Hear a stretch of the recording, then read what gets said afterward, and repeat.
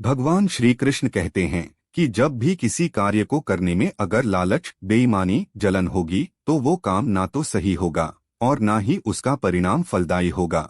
इसके अतिरिक्त जिस कार्य को हम पूरे मन से प्रेम पूर्वक करेंगे तो वो न सिर्फ हमारे लिए बल्कि समाज के लिए भी अच्छा होगा। जो व्यक्ति कामी प्रवृत्ति का होता हो, जिसके मन में लोभ होता हो, जो क्रोधी स्वभाव का होता हो, उसके लिए नरक के द्वार सदैव खुले होते हैं।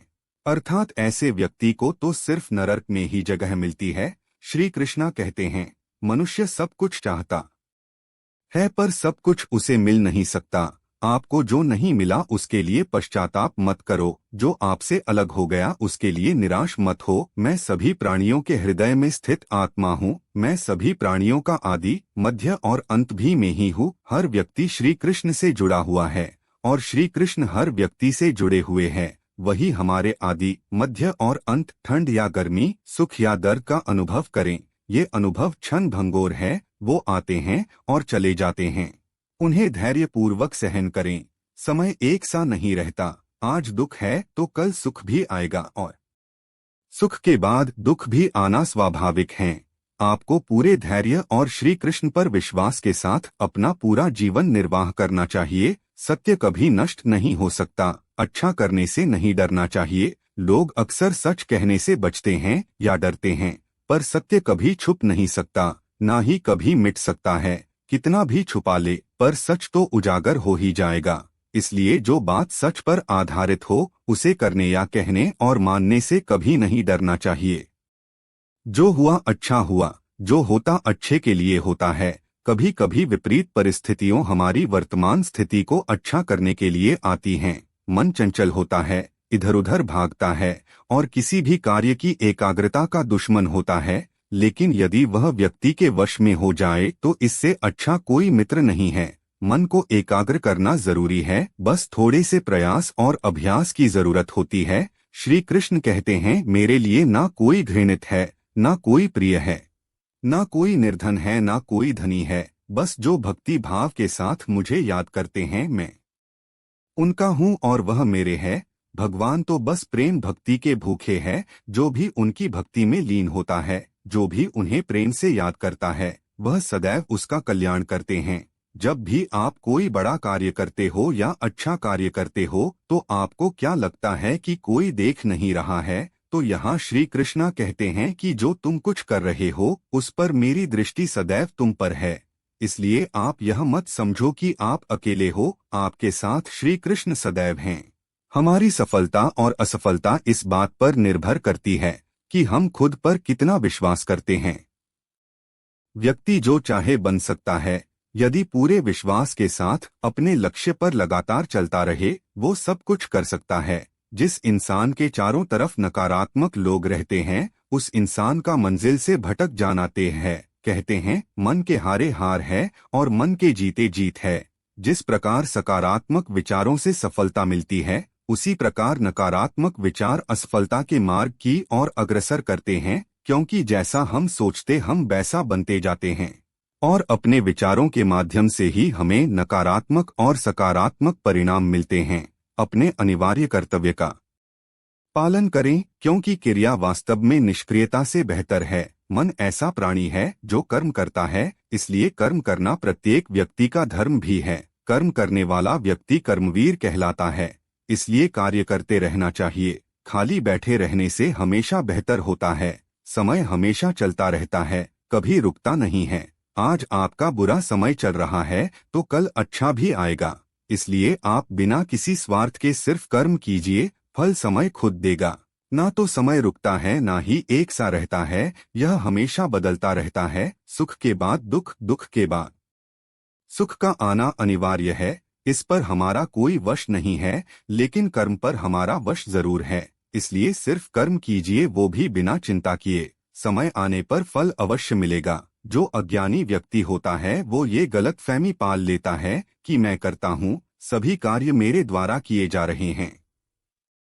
उसमें अहंकार घर कर लेता है, परंतु इस सृष्टि में जो भी हो रहा है वो तो प्रकृति द्वारा किया जा रहा है। अज्ञानता के कारण व्यक्ति में जो मैं का अहंकार जन्म लेता है तो उसका पतन होना निश्चित है। श्री कृष्ण कहते हैं कि वो किसी के भाग्य के निर्माता नहीं है, व्यक्ति खुद ही अपना भाग्य लिखता है। आप जैसा बीज बोएंगे आप वैसा ही फसल काटेंगे, आप जैसा कर्म करेंगे आपको वैसा ही परिणाम मिलेंगे। यदि विद्यार्थी मन लगाकर पढ़ाई करेंगे तो परीक्षा में सफल होंगे। इसलिए हर व्यक्ति का भाग्य तभी बदलेगा जब वो अच्छे कर्म करेगा। पृथ्वी, जल, अग्नि, वायु, आकाश, मन, बुद्धि और अहंकार, यह मेरी प्रकृति के 8 विभाग है। जो कुछ भी है वो वर्तमान है, जो बीत गया है वो नहीं आएगा, और जो आने वाला है उसकी चिंता नहीं बल्कि खुले हाथों से वर्तमान का स्वागत करें। श्री कृष्ण कहते हैं, मन उन लोगों के लिए दुश्मन की तरह काम करता है जो इसे नियंत्रित नहीं करते हैं, और जिसने अपने मन को जीत लिया है उसके लिए मन सबसे अच्छा मित्र है। क्रोध में इंसान भ्रमित हो जाता है और भ्रम से बुद्धि नष्ट हो जाती है और अपने गलत फैसले के चलते उसका पतन शुरू हो जाता है। खुशी मन की वो अवस्था है जिसका बाहरी दुनिया से कोई लेना देना नहीं है। कोई भी व्यक्ति जो अच्छा काम करता है उसका कभी भी बुरा अंत नहीं होता, चाहे यहाँ या आने वाले संसार में। श्री कृष्ण कहते हैं, तुम अपने आप को मुझे अर्पित करो, यही सबसे उत्तम सहारा है। जो इस सहारे को जानता है वो भय, चिंता, शोक से सर्वदा मुक्त है। इच्छाओं में कमी ही सुख की कुंजी है। उम्मीद आपको रिश्ते में कमजोर बनाती है। उम्मीद का जन्म आपके मन में ही होता है। शांत, नम्रता, मौन, संयम और पवित्रता, यह मन के अनुशासन है जिसे तुम अपना समझ कर मगन हो रहे हो। बस यही प्रसन्नता तुम्हारे दुखों का कारण है। कर्म मुझसे नहीं चिपके रहते हैं क्योंकि मैं उनके परिणाम से जुड़ा नहीं हूँ। जो लोग इसे समझते हैं, उसका अभ्यास करते हैं, वह स्वतंत्रता और खुशी से रहते हैं। मेरा, तेरा, छोटा, बड़ा, अपना पराया मन से मिटा दो, फिर सब तुम्हारे और तुम सबके हो। आप अकेले आए हैं और अकेले ही जाना है, इसलिए खुद पर भरोसा रखो। एक गरीब किसान को उसके एक मित्र ने कुछ बीज भेज दिए और उसे बताया कि ये बीज बांस के पेड़ की उस प्रजाति के हैं जो बाहर के देश में पाए जाते हैं। इन पेड़ों की ऊंचाई 90 फीट तक होती है।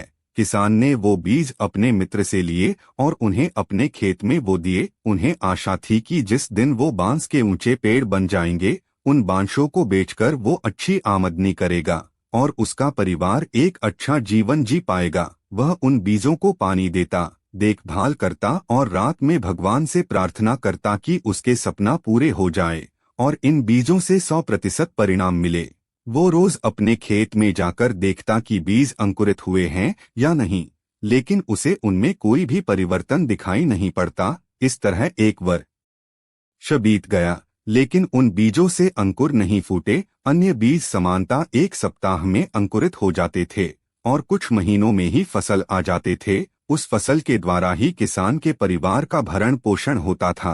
किसान सोचा करता कि इस तरह आज तो उसका गुजारा चल सकता है, लेकिन उसके सपने पूरे नहीं हो सकते हैं, ना ही उसका भविष्य इससे संवर सकता है। बांस के पेड़ों की बदौलत वह अपने सुनहरे भविष्य के सपने देखने लगा, लेकिन समय बीतने के बाद भी वो बीज अंकुरित नहीं हुए और किसान को अपने सपने और आशाएं टूटती हुई नजर आने लगी। उनके मन में शंका उत्पन्न होने लगी, कहीं वो बीज सड़ तो नहीं गया। 1 वर्ष और बीता, लेकिन बीज अंकुरित नहीं हुए। दूसरे किसान और उसके गांव वाले उसका मजाक उड़ाने लगे। वह उन बेकार सी चीजों पर अपना समय और परिश्रम व्यर्थ गंवा रहा है। सबके ताने सुनकर किसान विचलित होने लगा। उसके मन में भय समाने लगा कि कहीं सचमुच वह अपना समय और परिश्रम ऐसे कार्य में तो नहीं लगा रहा जिससे उसे कोई प्रतिफल नहीं मिलने वाला। 1 साल और बीत गया, लेकिन उसे कोई चिन्ह दिखाई नहीं पड़े। लोगों ने किसान का मजाक उड़ाना जारी रखा,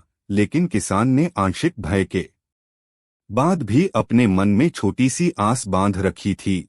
इसलिए उसने लोगों की बातों को दरकिनार कर उन बीज की देखभाल करना जारी रखा और किसान एक चमत्कार की उम्मीद में बीज को रोज पानी देता रहा और उसका देखभाल करता रहा। लेकिन 4 साल बीत जाने के बाद भी एक बीज अंकुरित नहीं हुए, जिससे किसान की उम्मीदें थोड़ी और कम हो गई। लेकिन फिर भी वह उन बीजों को पानी देता रहा। समय के साथ किसान की आशा कम होती चली जा रही थी, लेकिन भगवान पर उनका विश्वास अटल था। उनका विश्वास था कि भगवान उसके परिश्रम का फल उसे अवश्य देंगे। 5 वर्ष बीत जाने के बाद अचानक एक सुबह गांव के लोगों को उस किसान के चिल्लाने की आवाज सुनाई पड़ी। वो सभी अपने घर से बाहर निकले। उन्होंने देखा वो किसान अपने खेत के सामने खड़ा होकर खुशी से चिल्ला रहा है। पास जाकर देखने पर सभी गांव वालों की आंखें फटी की फटी रह गई। किसान के खेत में बांस के बीज अंकुरित हो गए थे। किसान की खुशी की कोई सीमा नहीं थी। 5 साल बाद उसकी मेहनत सफल हुई थी। वह खेत गांव वालों के आकर्षण का केंद्र बन गया। बांस के पेड़ तेजी से बढ़ रहे थे। 5 feet, 10 feet, 20 feet, 50 feet, 70 feet, 80 feet और 90 फीट। 5 सालों से खाली पड़ा किसान का खेत मात्र 5 सप्ताह में 90 फीट बांस के पेड़ों से बढ़ गया। इस चमत्कार को देखकर सभी दंग थे। उधर किसान खुशी से फुला नहीं समा रहा था। वह बांस के पेड़ न केवल उसके परिवार का बल्कि उसके कई पीढ़ी का भरण पोषण करने वाले थे। वह रह रहकर भगवान का धन्यवाद कर रहा था। उसे समझ आ गया था जो उसे सीख मिली है वह अमूल्य है। अपने सपनों का बीज बोने और उसे यथार्थ में परिणत करने के लिए रोज उसका पोषण और देखभाल करने की सीख मिली थी। उसने लोगों की नकारात्मक बातों पर ध्यान न देने का पाठ भी पढ़ लिया था। उसे अपने भय और शंकाओं से परे हटकर अनवरत परिश्रम करने का महत्व समझ लिया था। साथ ही भगवान पर उसका विश्वास और अटल हो गया था। किसान ने पूरे गांव के सामने एक उदाहरण प्रस्तुत किया जिसके बाद गांव के अन्य किसान भी अपने खेतों में बांस का पेड़ उगाने लगे और धैर्य से हर दिन उसकी देखभाल करने लगे। इस कहानी से हमें क्या सीख मिलती है? किसान ने तो अपने सपनों पर विश्वास बनाए रखा। आपका क्या? आप अपने सपने को पूरा करने के लिए किस हद तक परिश्रम करने के लिए तैयार हैं? आप में कितना धैर्य है? अपने सपनों पर विश्वास रखें, खुद पर विश्वास रखें, धैर्य से परिश्रम करते रहिए, सफलता अवश्य प्राप्त होगी। दोस्तों, इस वीडियो में बस इतना ही। मिलते हैं अगले वीडियो में। अपना ख्याल रखिएगा। जय श्री कृष्ण।